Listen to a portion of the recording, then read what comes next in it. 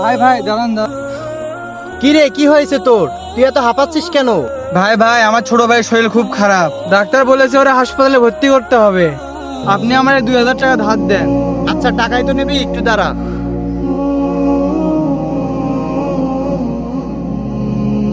এই জায়গায় 2000 টাকা আছে, এই টাকাটা দিয়ে তোর ছোট ভাইয়ের চিকিৎসা করা। আর শোন, চিন্তা করার কোনো কারণ নেই, যখন তোর হাতে টাকা আসবে তখন আমাকে দিয়ে দিস। ভাই আপনি আমার খুব বড় উপকার করলেন। আচ্ছা, সমস্যা নাই, তুমি হাসপাতালে যাও। ঠিক আছে ভাই।